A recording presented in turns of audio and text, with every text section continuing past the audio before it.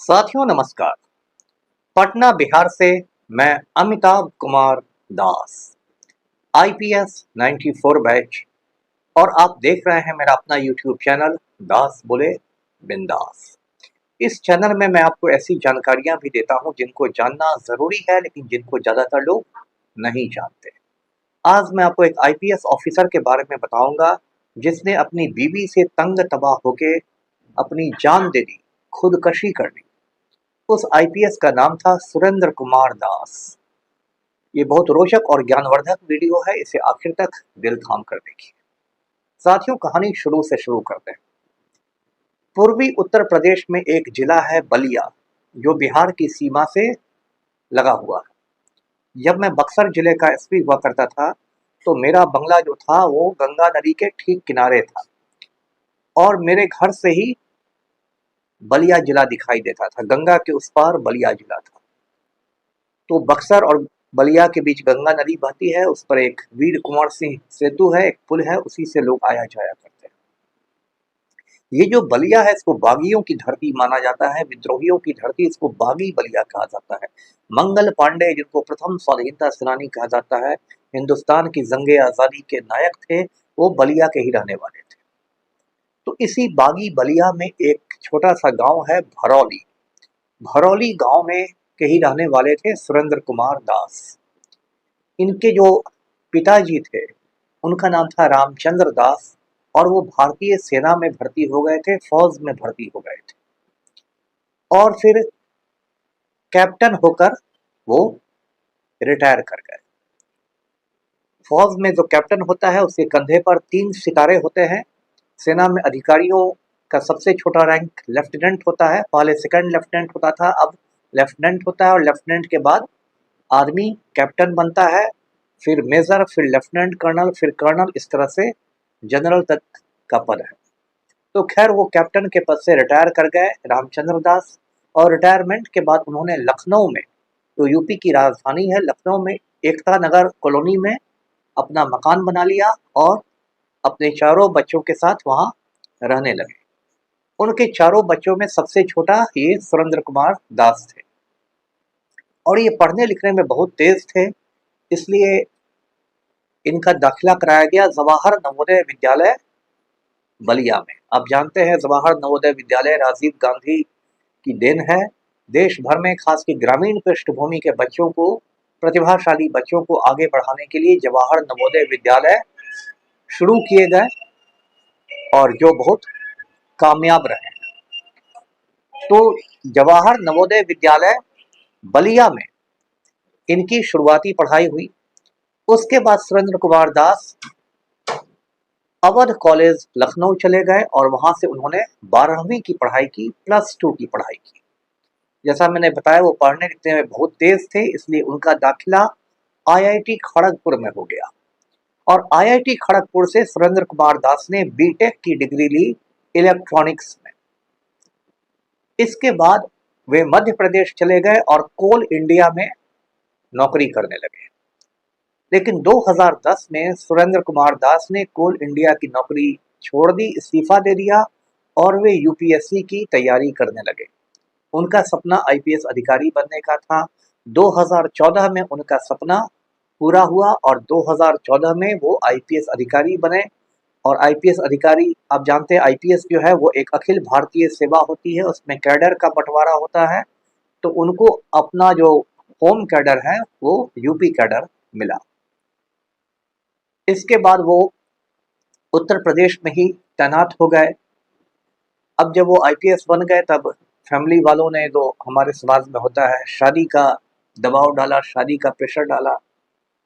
तो वो एक मैट्रिमोनियल वेबसाइट पर गए। मैट्रिमोनियल वेबसाइट में इस तरह के विवाह संबंध बनाए जाते हैं, अलग अलग लोग, अलग अलग जाति धर्म के लोग उसमें देते हैं, और उससे भी आजकल बहुत सारे रिश्ते तय हो रहे हैं। तो मैट्रिमोनियल वेबसाइट पर गए, और वहाँ उनकी मुलाकात एक एमबीबीएस डॉक्टर से हो गई जिसका नाम था डॉक्टर रवीना सिंह।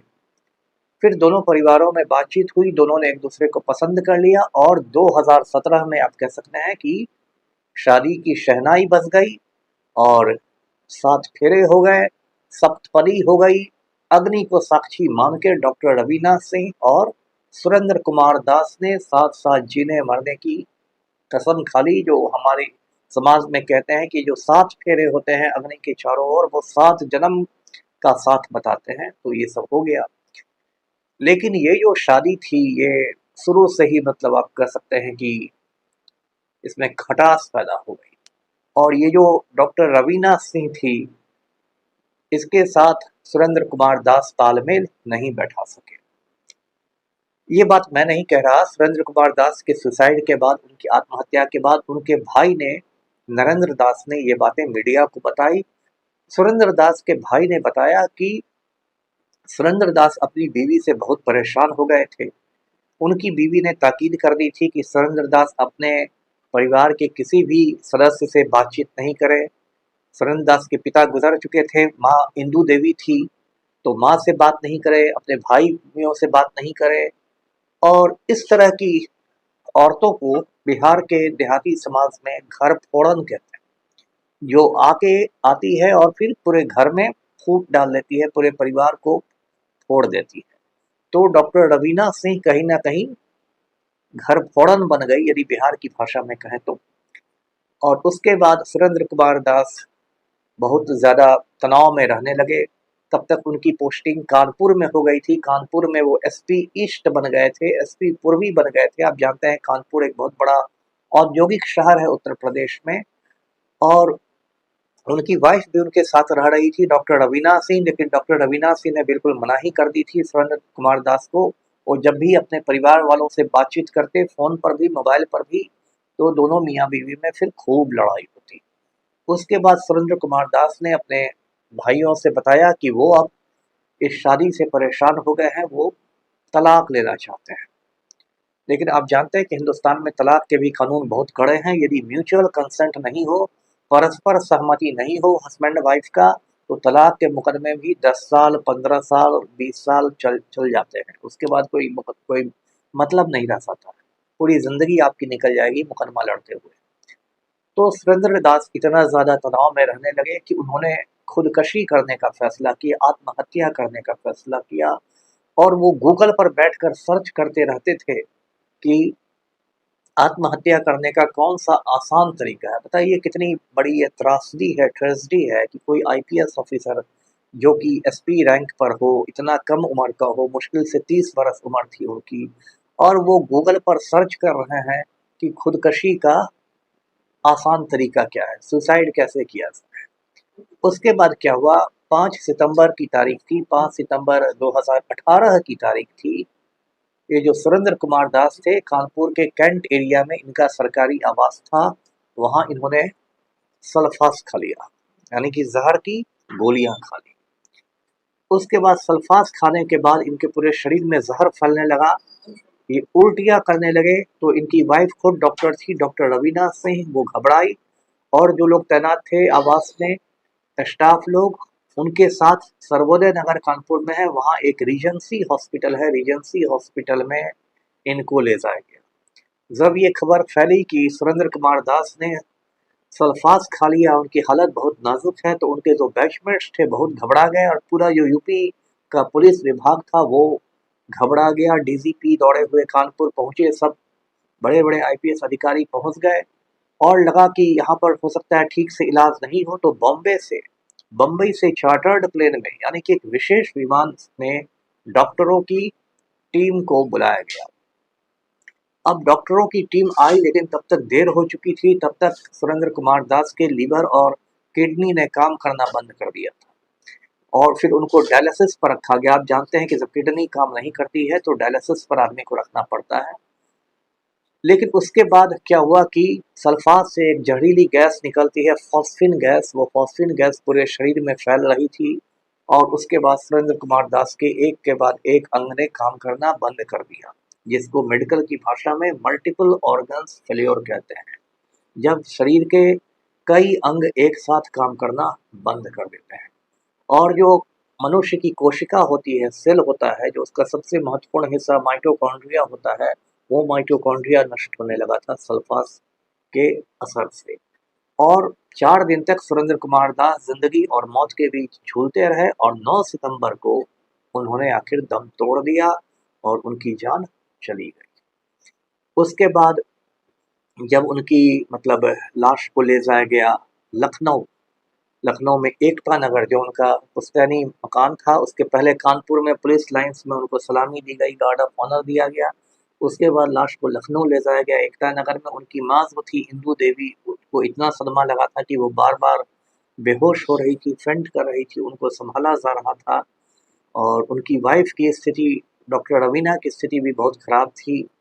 उसने शायद सोचा भी नहीं था कि मैं जो इतना झगड़ा करती रहती हूँ इस वजह से मेरा पति एक दिन जान दे देगा, लेकिन अब क्या किया जा सकता था। और एक बहुत दुखद घटना हो गई। उसके बाद एडीजी ने, वहाँ के जो एसपी वेस्ट थे कानपुर के, उनका नाम संजीव सुमन था, संजीव सुमन को कहा कि इस पूरे आत्महत्या के मामले की वो रिपोर्ट लें।